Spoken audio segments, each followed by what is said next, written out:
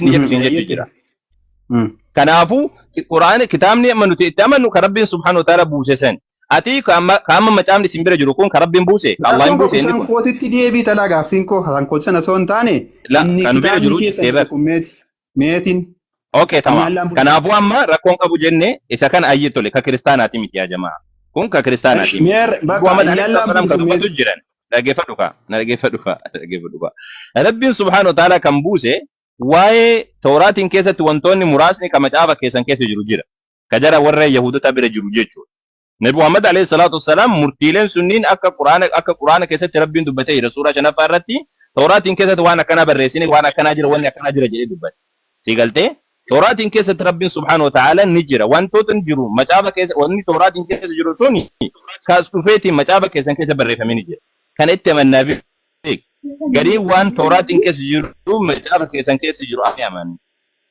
Garuu ammoo kitaabichi amma jiru kanaa miti Nabi Muhammad alayhi salatu wassalam macaafa qulqulluutiin jettan kana tasuma arganii hin beekan. Seenaa isaanii keessatti arganii hin beekan macaafa kiristaanii amma qabatee deemu kan.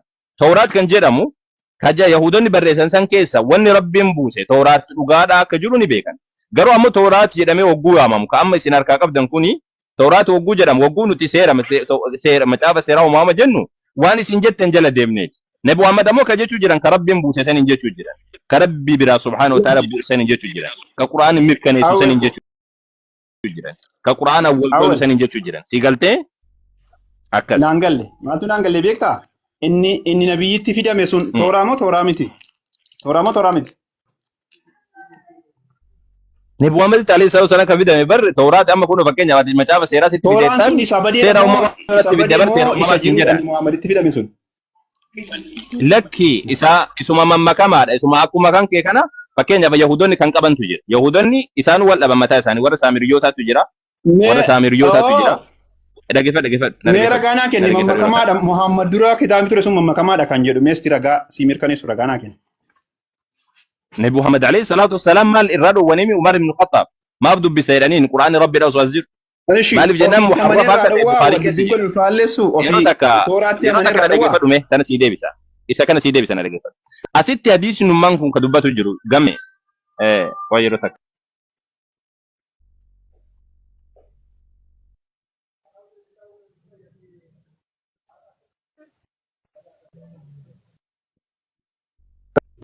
Dhaga'u jirtaa miti isaa? Ilaa dhagaan jira. Kani Muhammaditti fidame Tooraadha miti Tooraa saallaan buuseedha miti awwal. Aywa na dhaggeeffadhu yeroo takka. Sawwajjinuu wannan siin jedhe hadiisni kun sadarkaan isaadhaa hagam gahaa kan jedhu illee gaafi. Sanitti deebina. Gara sadarkaa amma waa'ee hadiisichaa si yakkisiise amma immoo.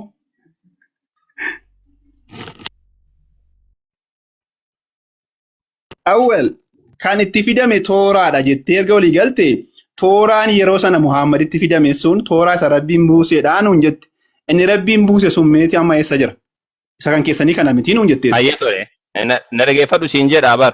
Akkas siin jedhe ani hadiisuma kana qofa naaf dubbisi ati isuma kana qofa irratti dubbanna. Tamaam olii gad hin fiigin. Hadiisa kana keessa kan jedhu Nabi Muhammad alayhi salaam Tooraatiin kan Nabi Muhammad jechuu jiran ka Allahan buuse moo ka biraati?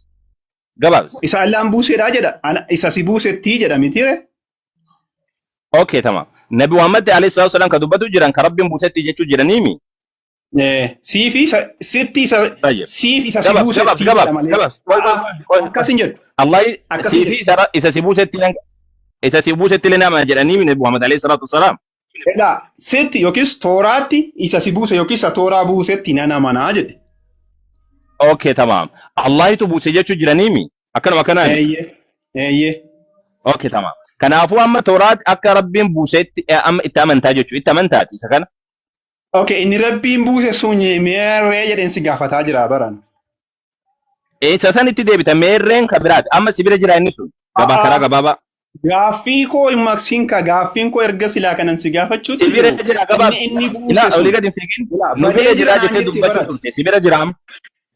badee jira ani amma fakkeenyaaf amma Rabbi subhaanahu wa ta'ala buuse suni guutuu isaan biran jiru. Jalqabaa kaasee kanan si gaafataa jiru even inni Allaan harka isaatiin barreesse inni Muhammad itti amanaa ture sun eessa jira jedheen si gaafataa jira. Meeshii kana naa deebisii kan kootti dhufta. طيب كالله بوسه سبحانه وتعالى كالله بوسه ربي القرآن كيسة دبته جروا يسمر كنيس كرا قرآن تنبيه كدن كتابي شيء سجرا إيه سجرا كتابي تنجرو يا جو بس كتابك كيس سجرا كتابك كيسن كيسة جتوني قرين جيران كاغا مات كقرآن دبته كقرآن مر كنيس وني ربي سبحانه وتعالى بوسه كتابك كيسن كيس جرا كيس سجرا في فكين يفهم ماتيو كتابة كبر رئيسته كتابة سن كيسة القرآن رجع قرد قرآن متابع كنا كيس جرا في متابع لكم قرآن جتون غرا غرو ما nuti kai tamannu macaba keessa ma macaba amma yahudon narka qaban keessa rabbi subhanahu wa ta'ala tawratin rabbin buuse akka jirutti aman kana dirqama rabbi tu dubbate waan ta'eef jecha sigalte akka jiru kanatti amanan laakin ammoo kitaabicha amma jiru kun tawratin jennu malee mataan isaadha sigalte asitti wanti naaf hin galle sila maal jette beektaa suuraa baqaraarra kan jiru tokko dubbattee turte maal jettee wanta nabi Isaa irratti Musaa irratti buufame osoo adda hin qoodin hunda isaatti amannee jirra islaamni namaa nabiyootatti amane jettee yaada tokko kaasaa turteeti. So atamma quraana qofatti amannaa jechuun keessuun karaa biraan yaada keessa jalqabaa sanaan wal faalleessa. Amma kanan si gaafachuutti jiru. Lakki waliin faalleessu. Situn beekne malee waliin faalleessu gamme. Wana dhaggeeffachaa eega gaafii gaafa. Tooraatti ni amantaa? Waliin faalleessu akkamitti hojjette na dhaggeeffadhu kaa. Tooraan kitaaba barreeffame itti amanna jechuun na dhaggeeffadhu takka na dhaggeeffadhu sii deebisaa jira. Itti amanna jechuun amantii jechuu fi itti hojjechuu jechuun waan siif hin galintu jira addaan garaagarummaa qaba. Nabi Muhammad alayhi salatu wasalam wagguu waan san dubbata waa'ee rajmii irratti yookaan waa'ee dubartii takka dhakaadhaan rukutanii ajjeesuu irratti. Inni kun rabbi biraa subhaanahu wa ta'ala akka bu'e ni amanna kun. Fakkeenyaaf amma macaafa Yahudotaa keessatti rabbiin subhaanahu wa ta'ala namni sagaagalummaa dalage tokko dhakaadhaan rukutamee ajjeefamuu jedha. Inni kun rabbi biraa akka ta'uuf itti amanna. Garuu macaafichi kun guutuun isaadha ka rabbi teennee itti amanuu moo a'uudhu billah maani maraanne ka Muuseetiyyuu jennee itti amannu sababni isaadha Muuseen du'e jedhee waan dubbatuuf jecha. Isa kanan deebifne baay'ee atirraa dheessuu jirta mee dhiifne biraa dabalu akkuma dheessiteetti jechuudha. Deebisuu hin dandeessu. Anama gaafii 11 si deebisuu jira. Kaama dubbatte kana irratti waa'ee amantiitti wal qabatee nuti ni amanna jechuu fi itti hojjanna jechuun itti hojjechuun dabalata. Itti amanu jechuun ammoo akka rabbiin buusee jiru itti amanu. Fakkeenya Muuseen nu bira hin jiru Muuseetti ni amanna. Hin arginallee nu bira hin jirullee. Abrahaamoo nu bira hin jiru. Huud kan jedhamu jira. Shu'eeb kan jedhamu jira nabiyyoota rabbiin dubbate keessa. Tokkoon isaaniitu nu bira hin jira. Itti amanna. Jarri sun akka ergamanii dabran itti amanna. Garuu ammoo hojii jecha isaaniitti hojjanna jechuudha miti. Fakkeenya jechi Huud, jechi Saaleh, jechi Yaaqoob, jechi Ishaaq. Kun hundi isaadhaa itti hojjanna jechuudha miti. Itti amanna jaratti akka rabbiin jara ergetti amanna. Rabbiin akka kitaabban garaagaraa nabiyyootaaf kennellee ni amanna. Kan rabbiin dubbate Quraana keessatti Tooraatiif Injiil qofaa miti yookaan amma Muusaa fi alayhi salaam Iisaa qofaa miti. Nabiyyoota hundumaafuu kitaabni kennamee jiraan hin jedhu. Hundumaaf kennamee jira jennee amanna. Hundumaaf kennamee jennee amanna. Amantii jechuun waan hin argin tokko akka argame tokko itti amanu jechuudha. Itti hojjechuu jechuun ammoo hojii kan kee jireenya kan kee guyyaa keessatti guyyaa halkanii keessatti oolfachuu jechuudha. Si galtee akka kanatti itti amannaa siin jechuudha. Hin baheessa ammas.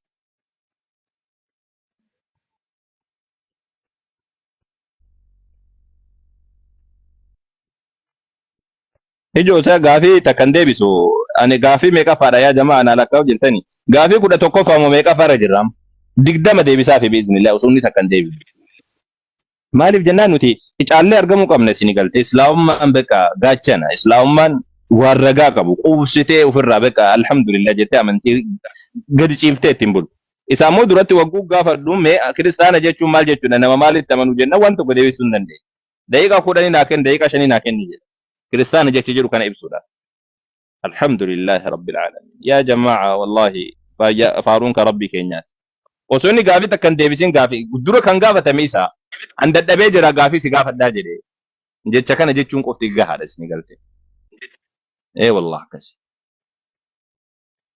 ميك قافي أنا كريستيانو تقافة دي قافي تكو قافة دي بر قافي قد دالي ميتي قافي لما قافة دي ينقوتو متو لما نديبين قافي تكو فادا كريستيان جتشي جروكوني مالي دا كريستيان جتشي جروكون مالي يوم الرجل كبي قافين كانوا لما فادا أمو كتاب موسى دا سورة موسى بريسة جتة من تجد موسى دو إجري كم هم مجافا كنا مجافا مجرر كاب دوكان موسى هذا كل شيء قال شو استاذ قافتو قافتش كم النساء ويا وجرات سني فنقل برسيسا جراتكو إن بيجي جوي ملكيرا بكا كم الني برسيسا واجي واجيني لنا مازال واجين قاعد يدي مزاج أنا واجي Waajiba nama waajiba barsiisa godhatee deemu na ajaa'ibsiisa wallahi. Mucaa gaafa bari inni TikTok kana dhufu ni beeka bareechee beeka. Waajiin bari ijoollee akkanuma taphaaf jettee ituma waarasitee nama bira deemtu malee takka sirnaan isuma marii godhu takkaan argine. Takka isuma sirnaan marii godhu. Xiqqoo si Hamokkoro jedhee xiqqoo si Ahmed Mokkoree ture yeroo takka wayiidha wajjin marii godhe. Sanillee ammoo rabbashee biraa bade. Waajiin bari nama wannaati miti nama akkasiiti miti humnumaan itti seenee tumaan ijoollee injifatee tan ofirraa arrabsee tan maal godhee tumaan dibee.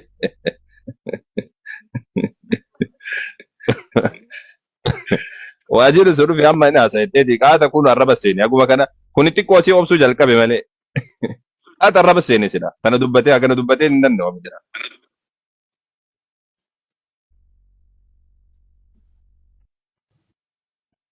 Ani waajibari maal jedhan saa Oromoo yoo gannama buutu maal jedhan saa hafuura loonii jedhan dubbii ebaluudha hafuura looniiti yoo jetti Oromoo yeroo gannama buutu si galte.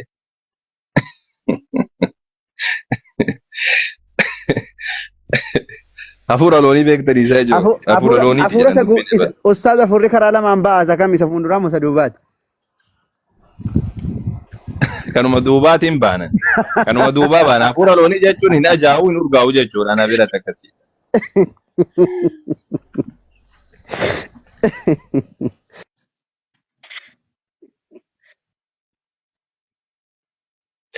Akkasiiti. Ayyee tole eenyu mee ka biraa? Mee haasaa mee neetworkiin rabbashu jira yaa jamaa irraa? Bareeda jira ammas ta'e. Neetworkiin kiyya irraa na darbate xiqqoo sii jedhee jechuudha. Okay. Kiristaanni waa deebisuu dandeessan gaaffii ustaaza deebisuu dandeessan yoo jiraattani jala kana jirra jedhame yeroo takka. Lakkoofsa sadii barreessaa yookaan immoo yoo wanna jedhelleeni